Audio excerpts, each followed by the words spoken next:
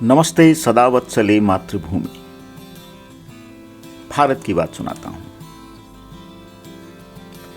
फफक उठे हैं, दहक उठे हैं लाल फुलंगे सीने में।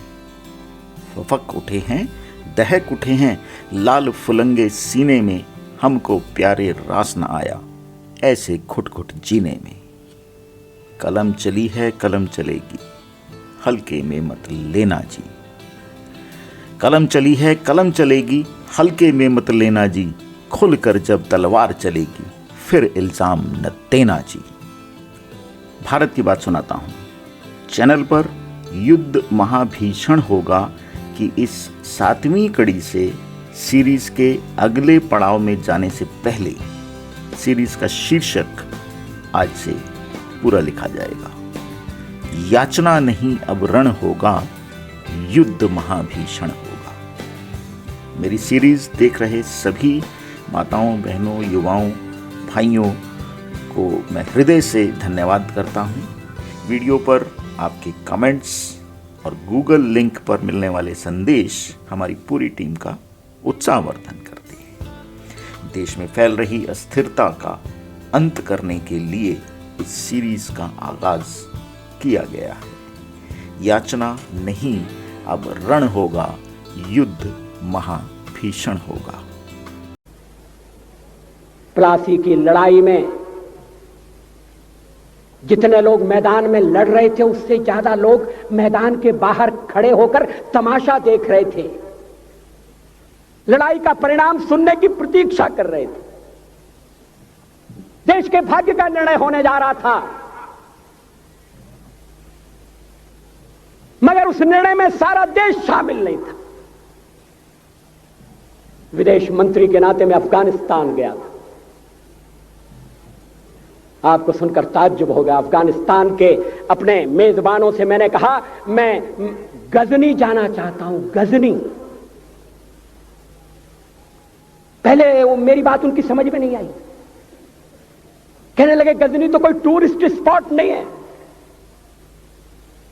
गजनी में कोई 5 स्टार होटल नहीं है।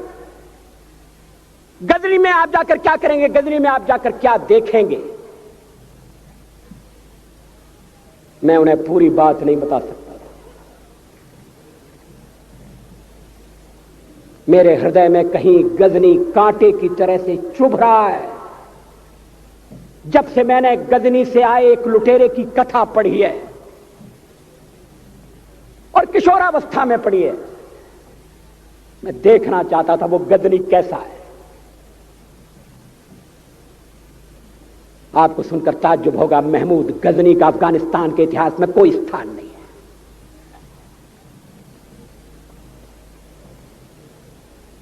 गजनी छोटी सी जगह है, छोटा सा गांव है। कल्पना करिए, सैकड़ों साल पहले वहां धूल उड़ती थी, झोपड़ियां थी, मगर एक लुटेरा लुटेरों को इकट्ठा करता हुआ सोने की चिड़िया को लूटने के लिए चला आया। आपस की फूट से जो राजा है वो लड़ेगा, जो क्षत्रिय है वो लड़ेगा। हमने समाज के बहुत बड़े वर्ग को लड़ने के अधिकार से वंचित कर दिया। हमने उन्हें हथियार नहीं उठाने दिए। मार्शल नॉन मार्शल के आधार पर हमने समाज को बांट दिया। वो लुटेरा सोमनाथ के मंदिर तक चला गया। पुजारी देखते रहे। मंदिर की पूजा भक्तों को करना पड़ती है। मंदिर तो एक प्रेरणा का केंद्र है। मैं देशपांडे जी की तरह से नास्तिक नहीं हूं, मगर उनकी नास्तिकता में भी जो आस्तिकता है, मैं उसका आदर करता हूं, उसका सम्मान करता हूं। वो जिस आत्मविश्वास से नास्तिक होने की बात कहते हैं, तो मैं उनसे कहना चाहता हूं वो सचमुच में नास्तिक नहीं है। जिसकी आस्तिकता है, जिसका विश्वास है, वो नास्तिक कैसे हो सकता है? विश्वास किसमें है ये बड़ी बात नहीं है, विश्वास है या नहीं। हमने समाज के बहुत से बड़े वर्ग को विश्वासहीन बना दिया।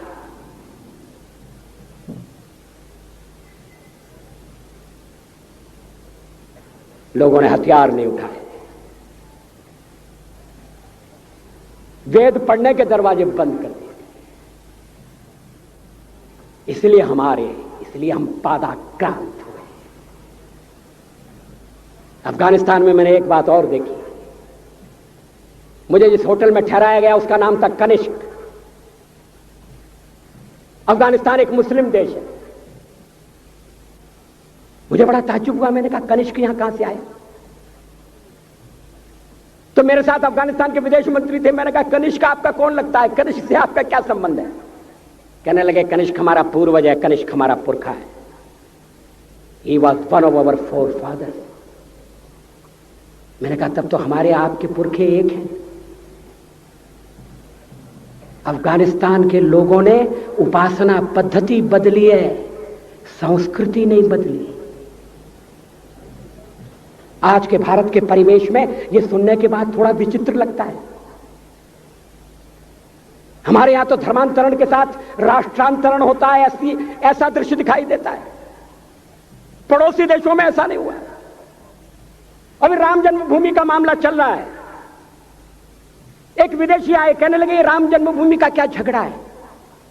हमने कहा इस पर विवाद हो रहा है कि श्री राम कहां पैदा हुए थे, और जहां पैदा हुए थे वो स्थान उनके मंदिर के लिए प्रयुक्त किया जाए या न किया जाए।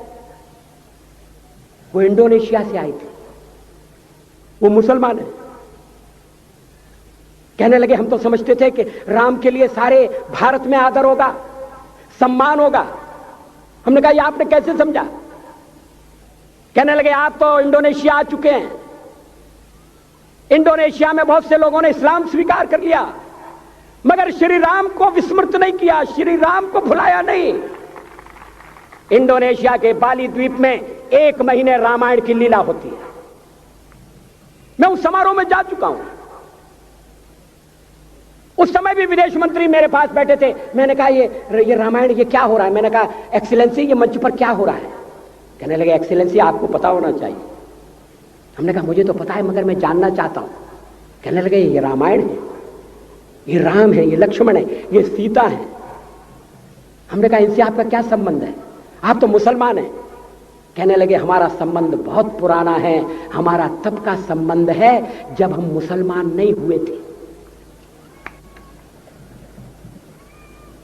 थाईलैंड की राजधानी अयोध्या कही जाती है। थाईलैंड के राजा को आज भी राम कहा जाता है। सावरकर जी ने हिंदू राष्ट्र की बात की, हिम्मत के साथ। बुनियादी तौर पर भारत हिंदू राष्ट्र है। अटल जी को नमन करते हुए मैं आप सभी से आग्रह, बंधुओं, यदि आप मेरे इस 7वें एपिसोड से जुड़े हैं तो चैनल को सब्सक्राइब करें और बेल आइकन दबाना ना भूलें। याचना नहीं अब रण होगा, युद्ध महाभीषण होगा कि पिछली 6 कड़ियों में हमने ये जानने और समझने का प्रयास किया कि इतिहास के वो कौन से कालखंड रहे जब कब कब क्या क्या हुआ, लगभग सब कुछ जाना। हमने जाना कि वो क्या कारण और परिस्थितियां रही कि हम विश्वगुरु थे पर संख्या बल में कम होते गए। गजवाए हिंद 50% पूरा हो चुका है। मुझे आशा और पूर्ण विश्वास है कि इस गजवाए हिंद की लगाम कसने के लिए अब हम सक्षम हैं, क्योंकि ये नया भारत है। और यदि हम ये सोचते हैं कि सब काम सरकार करेगी तो हम गलत हैं। यदि हम ये सोचते हैं कि गजवाए हिंद को कंट्रोल करना सरकार का काम है तो हम गलत हैं। इसकी लगाम कसने का काम हिंदुओं तुम्हें ही करना होगा। तो आइए जानते हैं और शुरू करते हैं कि लगाम कसने का काम शुरू करने के लिए हमें किन किन विशेष कार्यों पर ध्यान देना होगा। पहले शुरुआत इन 5 कार्यों से। यदि आपने इन 5 कार्यों को अपना उसूल, अपना नियम बना लिया तो जंग जीतने में आप अग्रणी होंगे। प्रथम कार्य, हर हिंदू को अपने व्यवसाय, नौकरी से पहले अपने धर्म को रखना होगा। यानी आपका धर्म पहले कि आप हिंदू हैं, जाति बाद में, व्यवसाय नौकरी बाद में। दूसरा कार्य, यदि आप अपने को हिंदू मानते हैं, गर्व करते हैं कि आप हिंदू हैं, तो आज से मस्तक पर तिलक लगाइए, संभव हो तो शिखा रखिए, जनेऊ धारण कीजिए। यही आपकी पहचान है। सप्ताह में एक दिन अपने पूरे परिवार के साथ मंदिर, गुरुद्वारा अवश्य जाएं। बच्चों को संस्कार आप ही से मिलेंगे। उनकी पहचान टोपी है, हमारी पहचान तिलक है। देखते हैं, सुनते हैं, आ रहे हैं भगवत। मैं हिंदू जगाने आया हूँ, मैं हिंदू जगा कर जाऊंगा। मरते दम तक अपने मुख से जय श्री राम गाऊंगा। मैं हिंदू जगाने आया हूँ, मैं हिंदू जगा कर जाऊंगा। मरते दम तक अपने मुख से जय श्री राम गाऊंगा। चमक रही तलवारें सबकी, चमक रहा त्रिशूल है। हिंदू को कमजोर जो समझे ये दुश्मन की भूल है। चमक रही तलवारें सबकी, चमक रहा त्रिशूल है। हिंदू को कमजोर जो समझे ये दुश्मन की भूल है। सब में रब और रब में राम, मिलकर बोलो जय श्री राम। सब में रब और रब में राम, मिलकर बोलो जय श्री राम। मांग रहा हूँ वचन राम से, मुझको भारत मात मिले। हर जन्म में हिंदुस्तान मिले, हर जन्म में हिंदू नाम मिले। मांग रहा हूँ वचन राम से, मुझको भारत मात मिले। हर जन्म में हिंदुस्तान मिले, हर जन्म में हिंदू नाम मिले। तीसरा कार्य, युद्ध की स्थिति में आप कितना भाग सकते हैं, कितना चल सकते हैं, कितने दिन भूखे रह सकते हैं, उसका अभ्यास करिए, क्योंकि जब वो स्थिति आएगी तो बड़ी भयावह होगी। प्रतिदिन 5 से 10 किलोमीटर पैदल चलने का अभ्यास करें। चौथा कार्य, अपने घर में इस्तेमाल होने वाली कोई भी वस्तु मुसलमान से नहीं खरीदेंगे और ना बेचेंगे।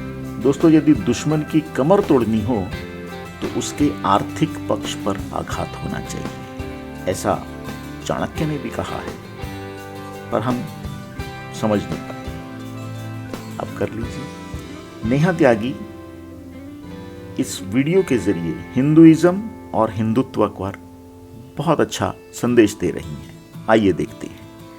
आए दिन हम देखते हैं कि कुछ म्लेच्छ सरफिरा जहन्नुम की कारस्तानी टाइप के लोग हिंदुइज्म और हिंदुत्व की डेफिनेशन देने में लगे रहते हैं। तो आइए आज जानते हैं कि सही मायने में क्या है हिंदुइज्म और क्या है हिंदुत्व। प्रभु राम 3 दिन तक समुद्र तट की पूजा करते रहे सेतु निर्माण के लिए, किंतु कुछ उपाय नहीं मिला। ये है हिंदुइज्म।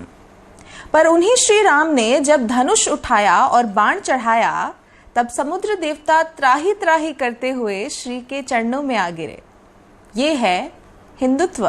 पाकिस्तान के साथ कितने धैर्य और संयम के साथ बातचीत की, ट्रैक टू डिप्लोमेसी किया, डॉजियर भी खेला, लेकिन आतंकी हमले नहीं रुके। ये है हिंदुइज्म। लेकिन एक बार सर्जिकल स्ट्राइक हुई, एक बार एयर स्ट्राइक हुई और औकात में आ गए। ये है हिंदुत्व। जब जाति, क्षेत्र, ऊंच नीच के बीच में बटे थे तो बेचारे रामलला टेंट में विराजमान थे। ये है हिंदुइज्म। पर जब United spectrum of Hindu voters हुआ तो श्री राम का 161 फीट ऊंचा राम मंदिर बन रहा है। ये है हिंदुत्व। जब 80 करोड़ हिंदुओं को उनके ही देश में कहा जाता है कि मंदिर तो लड़कियां छेड़ने जाते हैं, ये है हिंदुइज्म। पर जब वोट पाने के लिए दत्तात्रेय गोत्री बनकर कोट के ऊपर जनेऊ पहनकर मंदिर मंदिर भटका जाता है, ये है हिंदुत्व। जो शिव सुंदर और कल्याणकारी होता है वही कराल भाल पट्टिका रुद्र भी होता है। जो बंसी बजाने वाला और माखन खाने वाला कृष्ण होता है वही सुदर्शन चक्रधारी केशव भी होता है। अमृतत्व फूलता है जिसमें वो है हिंदुइज्म और संहार झूलता है जिसमें वो है हिंदुत्व। इसलिए हिंदुइज्म और हिंदुत्व कोई अलग नहीं, एक ही ईश्वर के दो रूप हैं। एक हाथ में माला तो दूसरे हाथ में भाला, एकदम अपने योगी जी जैसे। So the bottom line is that we are resilient by culture, not by choice. जय श्री राम। 5वां कार्य, पूरे देश में अजान और खुले में सड़क बंद करके नमाज पढ़ने की इजाजत नहीं देंगे। जहां जहां भी आप देखते हैं उसका विरोध करेंगे। किसी भी पीर या पैगंबर की दरगाह पर नहीं जाएंगे। आपने कभी सोचा कि इनके पीर पैगंबरों की दरगाह या मज़ार हाईवे, रेलवे लाइन, चौराहे, bridges, telephone exchange, police station के पास ही क्यों होती है? इसे मजार जिहाद कहा जाता है, जिसके पीछे एक साजिश है जो शायद आप समझ गए होंगे। बंधु, अपने देश धरती की सबसे ज्यादा जमीन हमारे देश की आर्मी के पास है। इसके बाद दूसरे नंबर पर इंडियन रेलवे का आता है। अब अगर मैं तीसरा नंबर बताऊंगा कि तीसरे नंबर पे कौन है तो आप हैरान मत होना, क्योंकि ये 70 सालों में कांग्रेस की देन है। और तीसरे नंबर पर आता है वक्फ बोर्ड। वक्फ बोर्ड जो मुस्लिम संस्था है जिसमें इनकी मदरसे और कब्रिस्तान बनाए जाते हैं, उसके लिए पूरे हिंदुस्तान की जमीन में तीसरे नंबर पर वक्फ बोर्ड आता है। और उसके बाद भी हर एजिटेशन, वो चाहे शाहीन बाग हो, दिल्ली दंगों से पहले का माहौल हो, या राजस्थान का स्कूल जहां कांग्रेस के नेता स्वयं नारे लगवाते हैं, उनको चाहिए आजादी, जिन्नावाली आजादी। देखिए ये वीडियो। एक बार नारेबाजी करो, हम तुम्हारे साथ हैं। हम सब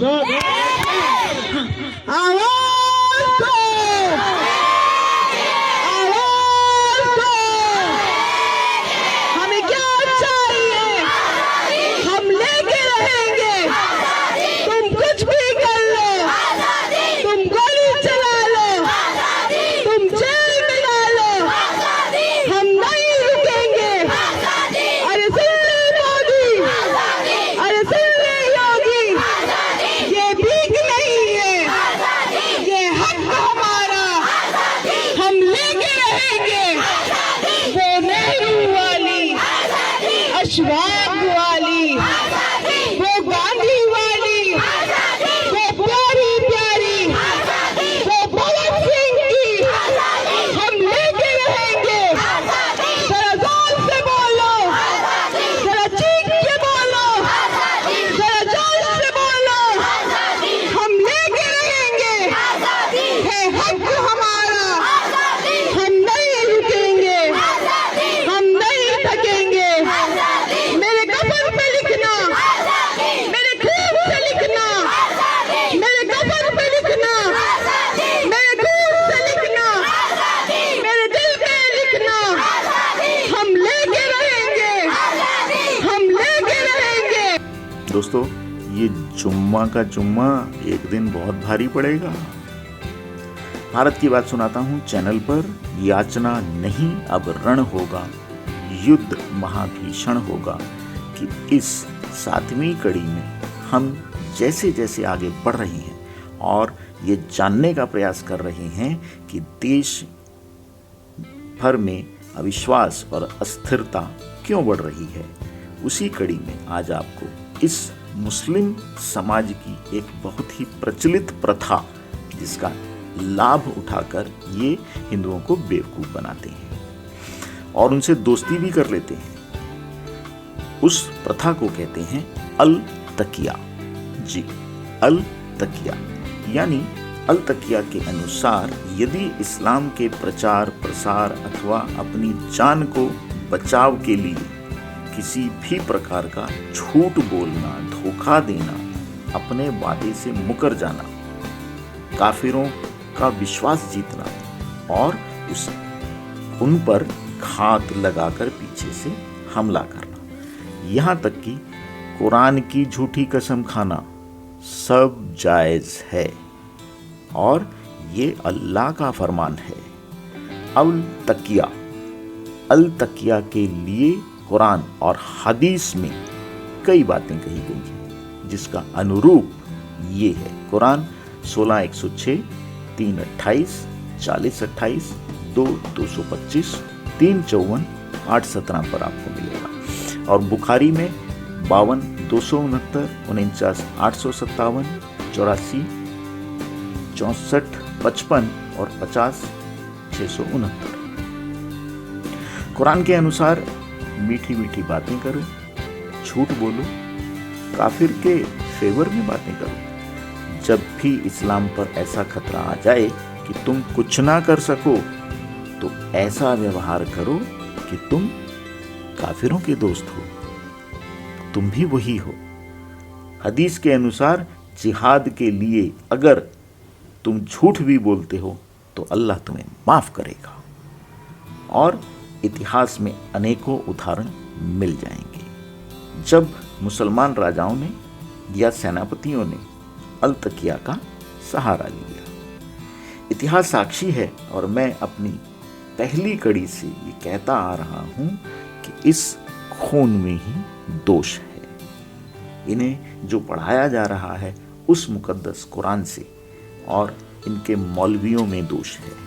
मोहम्मद गौरी ने महाराणा प्रताप को धोखा दिया, शाइस्ता खान ने छत्रपति शिवाजी को धोखा दिया, औरंगजेब ने तो अपने बाप को भी नहीं छोड़ा, छत्रपति शिवाजी को भी धोखा दिया।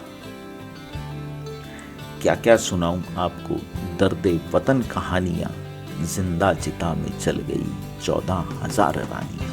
हमारा पड़ोसी देश पाकिस्तान न जाने कितनी बार अल तकिया का सहारा लेकर धोखा दे चुका है। जागो हिंदू, एक हो जाओ, एक ध्वजवाहक हो जाओ, जाति मत पंथ बिरादरी से बाहर आकर केवल हिंदू हो जाओ। पीएफआई कहता है यदि इस देश का 20% मुस्लिम भी उसके साथ हो गया तो 100% हिंदुओं पर भारी पड़ेंगे। यहां तक वो तैयारी कर रहे हैं। को बताऊंगा कि पीएफआई क्या क्या कर रहा है और कैसे कर रहा है। आपकी क्या तैयारी है? आपको कलमा पढ़ना है या कटना है, ये आपने तय करें। पर आपके पास समय कम है और इस कम समय में आपको तैयार होना है। आप जहां हैं, जिस प्रदेश में जो भी कार्य करते हैं, अपने धर्म, देश और हिंदू धर्म के प्रति आपका जो कर्तव्य बनता है उसका पालन करें और जुट जाएं परिवार सहित। अंत भला तो सब भला। अभी भी कुछ नहीं बिगड़ा है। ज्योत से ज्योत जगाते चलो, युद्ध की गंगा बहाते चलो। भारत की बात सुनाता हूँ भाइयों बहनों और मेरे युवा साथियों। यदि आप मेरा वीडियो देख रहे हैं तो कमर कस लीजिए, क्योंकि याचना नहीं अब रण होगा, युद्ध महाभीषण होगा। आप सभी का हृदय से आभार प्रकट करता हूं और मेरा आग्रह है कि यदि मेरा वीडियो पसंद आए तो उसे शेयर जरूर कीजिएगा, क्योंकि शेयर करने से खुशियां बढ़ती हैं। चैनल को सब्सक्राइब करना और बेल आइकन जरूर दबाएं ताकि सभी वीडियो देखने का अवसर मिले। अपनी वाणी को विराम देते हुए धन्यवाद, नमस्कार, वंदे मातरम। अगले मंगलवार एपिसोड 8 देखना न भूलें। भारत की बात सुनाता हूँ, लेकिन याचना नहीं अब रण होगा, युद्ध महाभीषण होगा।